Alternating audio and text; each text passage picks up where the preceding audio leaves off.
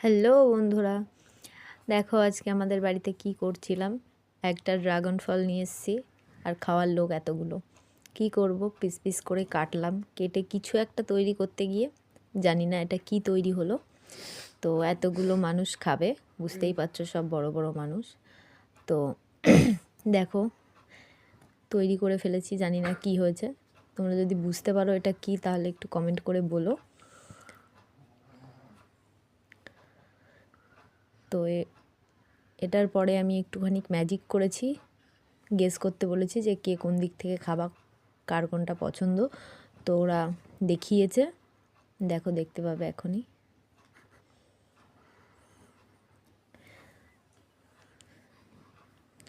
তো যে বোকা সে লেজের দিকে দেখিয়েছে, তো লেজের কাছে তো দেখলেই তো কেমন ডান্ডি ডান্ডি ছিল। তো এই দেখো